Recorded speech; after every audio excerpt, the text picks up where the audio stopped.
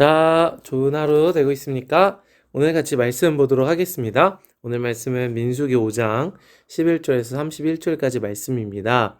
자, 그런데 오늘 말씀을 본격적으로 들어가기 전에 우리 민수기의 내용들이 지금 어떻게 흘러가고 있는지 한번 좀 돌아봤으면 좋겠어요. 민수기는 배 미드바르 광야에서 있었던 일이라는 의미의 책이었죠. 그래서 이스라엘 백성이 광야에서 이제 애굽에서 나와서 시내산에서 성막을 완성시킨 후의 일들입니다. 그래서 이스라엘 백성들이 이제 이 본격적인 광야의 여정을 시작하는 거죠. 광야의 여정은 어디로 향하는 여정입니까? 가나안으로 향하는 여정입니다. 가나안은 하나님께서 아브라함과 야곱과 이삭과 야곱에게 주신 궁극적인 복이에요. 그들에게 있어서 구원과 같은 거죠. 그러니까 민수기는 이스라엘 백성들이 구원으로 향하여 가는 어떤 이 분명한 여정들을 이야기하고 있는 것입니다. 그냥 광야의 길이 아니죠. 구원으로 가는 여정들이죠. 자, 그래서 어떤 내용들이 있었습니까? 첫 번째의 민수기 내용은 20세 이상의 싸움에 나갈 만한 자를 계수하면서 그러니까 구원의 어떤 그 길로 가기 위한 군대로서의 조직이었죠. 첫 번째는 군대로서의 조직하는 이야기들이 있었어요. 그래서 각 지파별 수장들을 뽑고 지파별 인원들을 계수했습니다. 자, 그리고 어떤 또 이야기가 있었습니까? 그리고 난 다음에 군대로서 조직하고 진영에 대한 이야기가 있었죠. 이 성막 중심으로 각 지파가 어디에 어떻게 배치되어야 하는가. 그런데 결국 이 진영은 핵심은 성막이 가운데 있어야 한다는 것. 성막이 중심되어야 한다는 것. 이것이 바로 구원의 길로 가는 사람들의 이 삶의 모습이고 핵심이다라는 거. 자, 그리고 나서 이야기 되는 게 그 성막에서 섬기는 이 레위인들에 대한 이야기였습니다. 그래서 이 레위인들이 하나님의 소유가 되었다는 거. 장자를 유월절에 하나님께서 소유로 삼으셨는데 그 장자 대신해서 이 레위인을 소유로 받으셨죠. 자, 그렇게 이야기가 됐습니다. 그리고 나서 이제 이야기 되는 게 이 레위인들의 역할이었습니다. 이 레위 지파 안에서의 이 족장들, 족속들이 있었죠. 가문별로. 그래서 가문별 역할들입니다. 그래서 하나님의 성막을 지고 이 하나님이 말씀하신 것을 따라서 이 광야길로 이동해야 된다라는 것들을 우리가 배웠습니다. 자, 그리고 5장으로 이제 들어오게 됐는데요. 5장에서는 이제 정결함에 대해서 이 정함과 부정함에 대한 이야기들을 어제 배웠고요. 그리고 오늘 11장에서 또 이 말씀이 시작이 되는데요. 특별히 이 제목을요.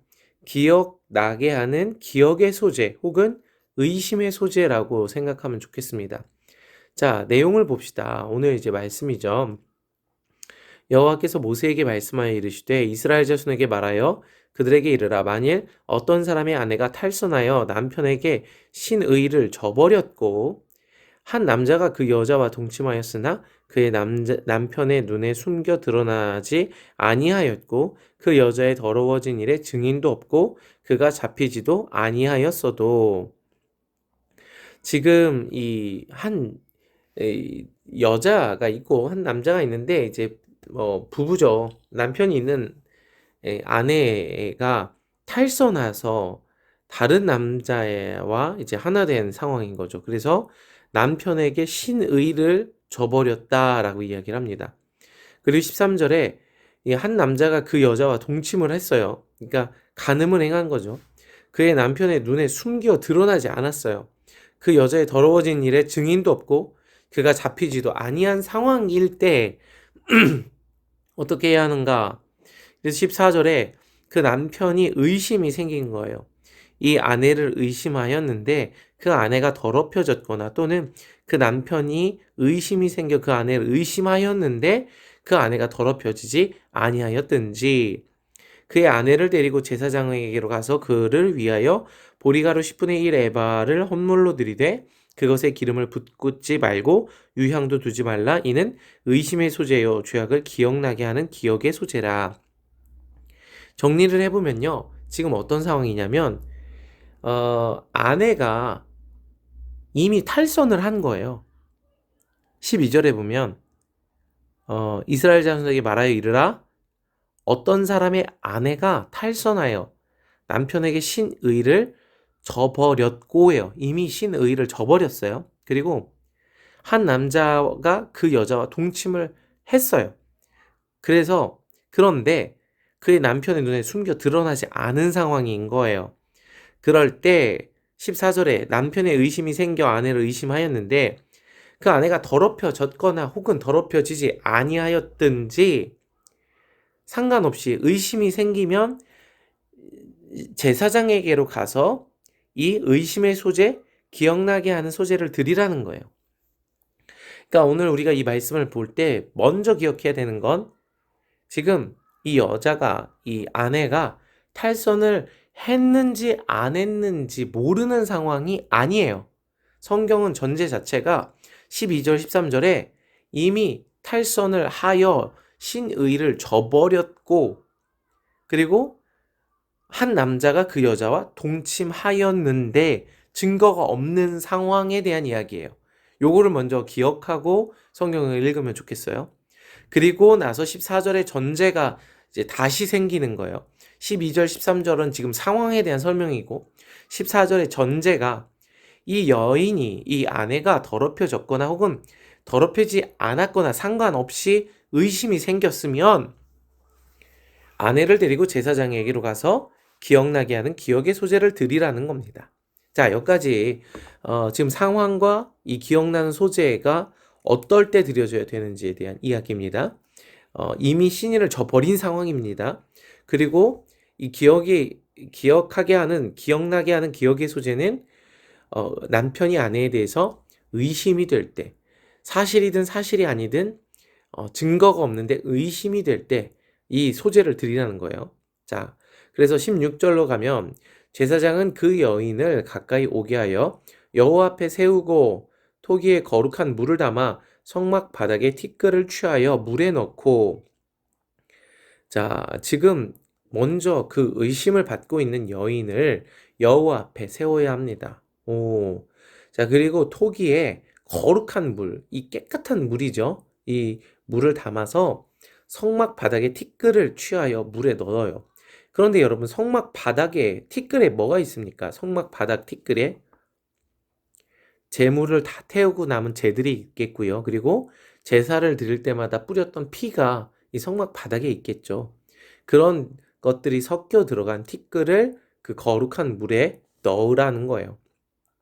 자, 그리고 여인을 여호와 앞에 세우고 그 머리를 풀게 하고 기억나게 하는 소재물, 곧 의심의 소재물을 그 두 손에 두고 제사장은 저주가 되게 할 쓴 물을 자기 손에 들고 이 소재물은 보리가루 10분의 1 에바죠. 보리가루를 이 여인의 손에 두라는 거죠.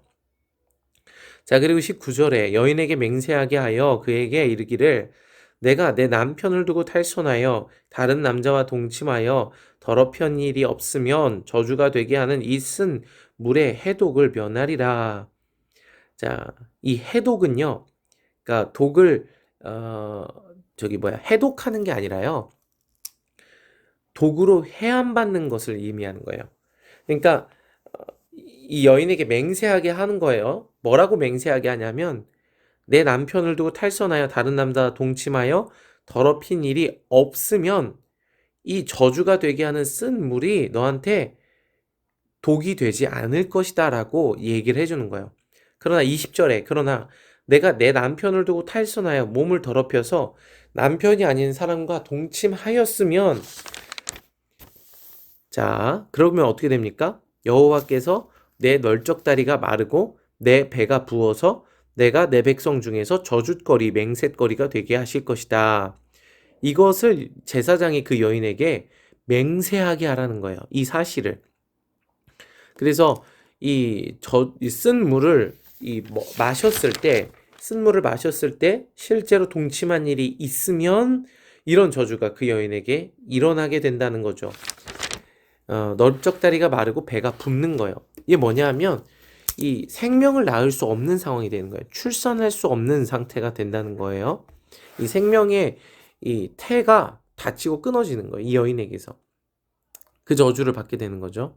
자, 22절에 이 저주가 되게 하는 이 물이 내 창자에 들어가서 내 배를 붓게 하고 내 넓적다리를 마르게 하리라 할 것이요. 여인은 아멘 아멘 할지니라. 자, 요렇게 여인에게 분명히 인지시키고 여인에게 이 저주의 맹세를 아멘으로 하게 합니다. 이렇게 될 겁니다. 내가 정말 이 남편을 두고 다른 남자와 간음을 행하였다면 이 저주가 나에게 임할 것입니다라고 맹세하게 하는 거예요. 자, 그래서 23절에 제사장이 이 저주의 말을 두루마리에 써서 그 글자를 그 아까 거룩한 물 있죠. 그 쓴 물에 빨아 넣어요. 자, 그 물에 이 두루마리에 말이 들어간 거예요. 여인에게 그 저주가 되게 하는 쓴 물을 마시게 할지니 그 저주가 되게 하는 물이 그의 속으로 들어가서 쓰리라. 자, 여인이 이제 맹세를 했고, 그리고 그 저주의 내용을 써서 그 내용을 그 물에 빨아요. 그러니까 물에 이 저주의 내용이 포함이 됐다는 걸 의미하고요. 그리고 그 물을 마시게 합니다. 자, 25절에 제사장이 먼저 그 여인의 손에서 의심의 소재물을 취하여 그 소재물을 여호와 앞에 흔들고 제단으로 가지고 가서 제사장은 그 소재물 중에서 한 움큼을 취하여 그 여자에게 기억나게 하는 소재물로 제단 위에 불사르고 그 후에 여인에게 그 물을 마시게 할지니라. 그 물을 마시면 어떻게 됩니까? 27절에 그 물을 마시게 한 후에 만일 여인이 몸을 더럽혀서 그 남편에게 범죄하였으면 그 저주가 되게 하는 물이 그 속에 들어가서 쓰게 되어 그의 배가 부르며 그의 널쩍다리가 마르리니 그 여인이 백성 중에서 저주거리가 될 것이라. 그러나 여인이 더럽힌 일이 없고 정결하면 해를 받지 않고 임신하리라. 생명을 낳을 수 있는 상황이 되는 거죠. 자, 요런 것이 의심의 법입니다. 자, 이 법대로 이제 남편이 의심이 생겨서 자기네 아내를 의심할 때 여인을 여호와 앞에 두고 제사장이 이 법대로 행하라. 그러나 이 법대로 한다고 남편에게 죄가 되는 건 아니죠. 자, 여인도 이 죄가 있으면 당할 것이다라고 말씀하고 계십니다. 잠깐만요. 자, 이런 법들을 지금 민수기에서 주고 계세요. 근데 기억해 봐야 될 건 뭐냐면 민수기는 그냥 뭐 광야에서 어떻게 이런 의심이 들 때 해결해야 합니까? 이런 얘기를 하는 게 아니라요. 다시 얘기하지만 민수기는 가나안이라는 구원을 향하여 가는 여정이고 1장부터 10장까지는 그 구원을 준비하는 과정이에요. 그리고 어제 말씀에서는 정한 것과 부정한 것에 대해서 말씀을 하셨어요. 오늘 이 말씀을 왜 하시는지를 우리가 생각을 해봐야 돼요. 남편들이 의심이 생기면 그 의심을 이렇게 해결해라.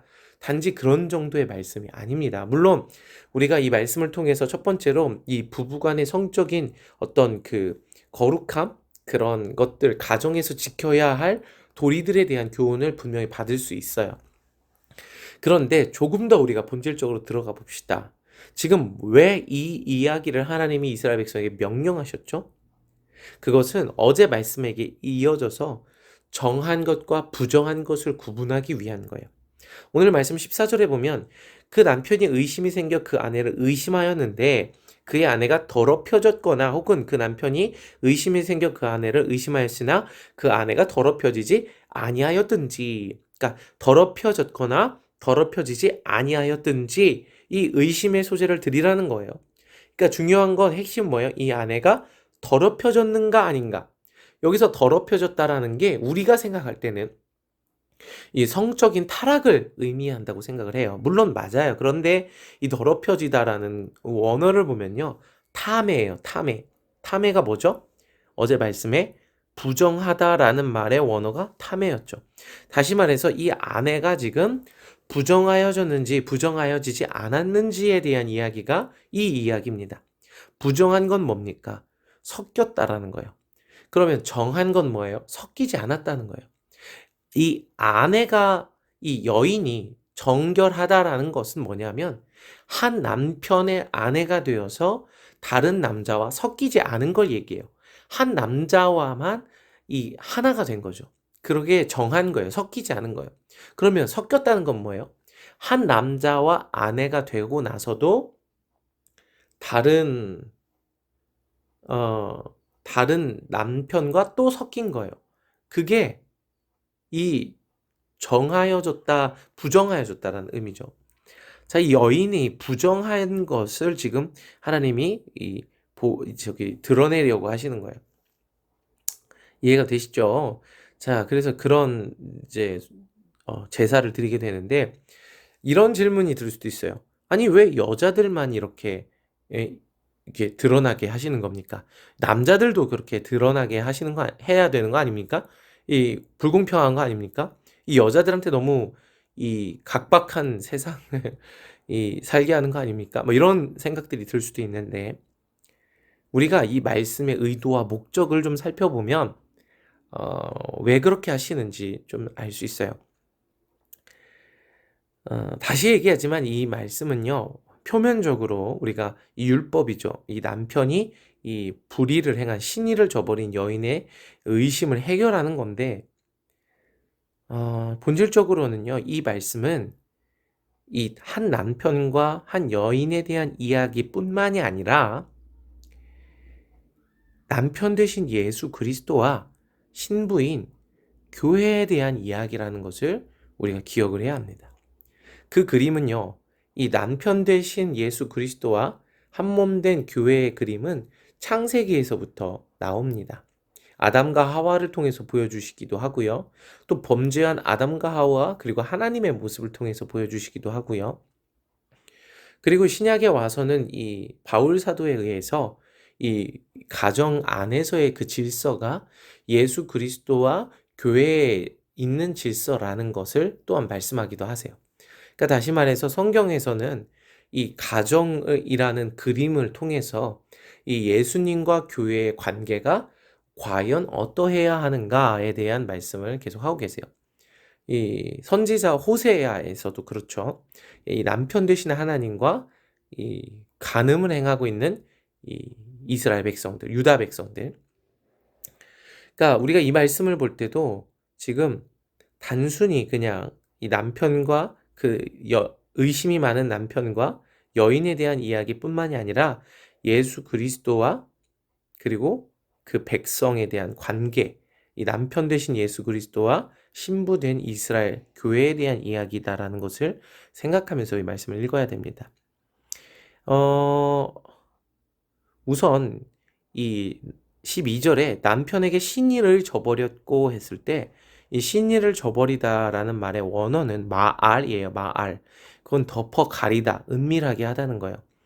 그리고 이 뜻은 뭐냐면, 그러니까 죄를 지었을 때 아담과 하와가 이 무화과 나무로 자기를 가렸죠. 은밀하게 죄를 지는 거예요. 그러니까 이것이 신의를 저버린 거예요. 이런 죄악을 저지른 교회 그리고 이스라엘 백성 혹은 이 하나님의 백성들의 본질에 대한 이야기인 거죠. 이 선악과를 따먹었지만 그 남편에게 그 죄를 들키지 않기 위해서 가리는 거예요. 무화과 나무로 나무 뒤에 숨는 거예요. 그런 행위가 신의를 저버렸다라는 것으로 성경이 말씀하고 계세요. 자, 그리고 이 남편은 여인을 의심하죠. 의심이 생겨서. 자, 의심은요, 킨아 루아흐예요. 그게 뭐냐면, 킨아가 열심이에요. 시기, 질투. 루아흐는 영이죠, 영. 그러니까 열심하는, 질투하는 영이라는 뜻이에요, 의심은. 성경은요, 하나님을 질투하시는 하나님이시다라고 분명히 말씀을 하고 계세요. 그러니까 단지 의심이 생긴 게 아니라요, 이 남편이 여인에 대해서, 여인은 이미 간음을 행하였고요, 남편은 여인에 대해서 이 시기하고 질투하고 열심히 있는 거예요. 그래서 그 여인을 다시 찾아오고 싶은 거예요. 그럴 때 드리는 게 이 의심의 소재고 기억나게 하는 소재예요. 단순히 이게 이 여인을 너 심증은 있는데 물증이 없어. 그러니까 이 의심의 소재 들여서 너 드러나면은 너 완전 장난 아니야. 끝이야. 너. 요런 게 아니에요. 이 남편이 열심히 있고 시기가 나고 질투가 나서 이 여인에 대해서 어떻게든 데리고 오려고 이렇게 하는 겁니다. 자, 이 과정들을 그러니까 남편 대신 예수 그리스도, 그리고 신부인 교회, 그리고 신부인 오늘 저와 여러분에 대한 이야기로 오늘 말씀을 보셔야 한다는 겁니다. 자, 그래서 하나님께서 그렇게 이 거룩한 물에 이 성막 바닥에 티끌을 취하여 물에 넣으라고 하세요. 그래서 그걸 마시도록 하시는 거죠. 이 성막 바닥에는요, 재물이 완전히 타버린 재와 이 재물이 흘린 피가 있어요. 그러니까 이 피는요, 이 속죄제 재물의 피죠. 그러니까 이걸 마시라는 거예요. 너의 죄를 속하였던 그 재물의 피를 다시 마시라는 거고, 그 저주에 대해서 분명히 19절부터 말씀을 하고 계세요. 자, 여인이 지금 간음을 행하였습니까? 행하지 않았습니까? 성경의 전제는 행했다는 거예요. 이미 간음을 행했다는 건데, 문제는 그 죄를 인정하지 않는 상황이에요. 그거를 기억하지 못하든 혹은 아는데 인정을 하지 않든 하는 상황이에요. 그런 상황에서 하나님께서 이 여인에게 죄를 깨닫게 하기 위해서 이 기억나게 하는 소재를 드리게 하는 거예요. 그러니까 제목 자체가 죄악을 기억나게 하는 기억의 소재예요. 없던 일을 생각나게 하는 게 아니라 자기가 저질렀던 죄를 기억나게 하는 소재예요. 그러니까 그 물을 마시는 과정들, 그리고 마시기 전에 저주를 쓰고 저주를 아멘으로 고백하는 과정들을 통해서 하나님은 계속 이 여인에게 양심에 호소하시는 거예요. 너 죄를 졌잖아. 너 하나님을 떠나서 남편을 두고 다른 것과 하나 되었잖아. 너의 죄악을 깨닫고 지금 고백해, 돌이켜. 남편에게로 돌아와. 라고 하시는 거예요. 그 물을 마시기 전에. 그런데 이 여인이 어떻게 해요? 그 기억의 소재를 드리고 그걸 준비하는 과정에서 저주를 따라하고 그것을 아멘 아멘 고백하면서 저는 절대 다른 남자와 하나 된 적이 없습니다. 라고 고백하는 과정에서 계속 돌이키지 않아. 그리고 끝내는 그 물을 마셔요. 그럼 어떻게 돼요? 널쩍다리가 마르고 배가 부어서 생명을 낳을 수 없는 존재로 저주를 받게 되는 거예요. 그러니까 결국에는 이 모든 과정을 통해서 하나님이 이 여인의 양심에 계속 호소하고 계시는 거예요. 죄를 깨닫도록, 너가 간음한 것이 기억나도록, 그래서 돌이키고 회개하도록, 어떻게든 생명을 구할 수 있도록 그렇게 하게 하시는 것이 이 소재입니다. 그러니까 부정함을 드러내시는 거예요. 부정함을. 자, 정리해 봅시다. 이 여인은요, 이미 탈선했습니다. 이 탈선한 여인은 누구냐면 이스라엘 백성이고, 그리고 교회이고, 그리고 오늘 저와 여러분이에요. 이미 하나님에게 예수 그리스도에게 신의를 저버렸어요. 예수님도 아세요. 그런데 그 여인들이 우리가 어떻다는 거예요? 하나님께 죄를 고백하지 않는 거예요. 내가 예수님만 섬겼죠. 제가 교회 열심히 다니고 최선을 다했죠. 아이고, 이거 주여. 아이고, 휴대폰이 넘어졌어요. 깜짝 놀랐죠? 미안해요. 저는 그렇게 한 적이 없어요. 저는 간음을 행한 적이 없습니다. 예수님만 섬겼습니다. 라고 얘기를 하는 거예요. 그런 자들에게 하나님이 아니야. 너 간음했어. 너 예수님이 아닌 다른 것들을 더 따라갔어. 하나 됐어. 너 부정한 상태야. 그걸 기억나게 하시는 거예요. 그게 의심의 소재예요. 그거를 드리게 하시는 거예요. 깨닫게 하시는 거예요. 죄를. 그래서 그 소재를 드림으로 기억났을 때 맞아요. 제가 예수님을 버리고 다른 것들과 하나 되었어요. 제가 간음한 여인이에요. 하나님 저를 용서해 주세요. 이렇게 하나님 앞에 돌아올 수 있도록. 호세아가 고멜을 끊임없이 포기하지 않았던 것처럼 하나님께서 우리를 포기하지 않으실 때 그렇게 하시는 거예요. 이것이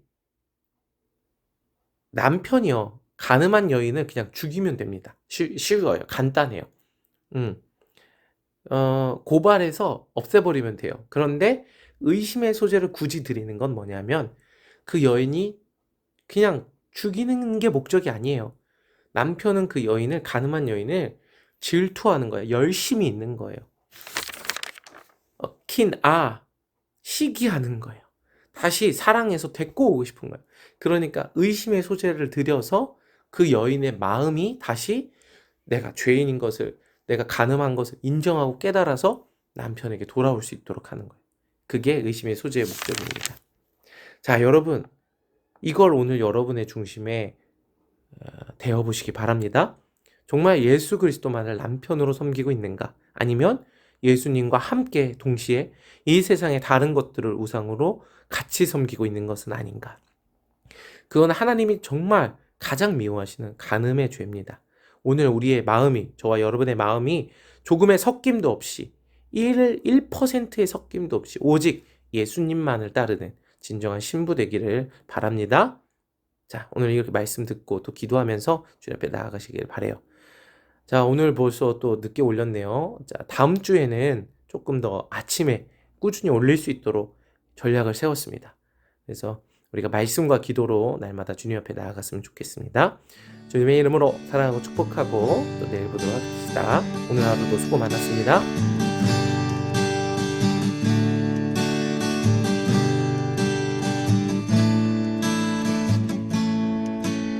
שמע ישראל, אדוני אלוהינו, אדוני אחד אתה, ואין כמוך.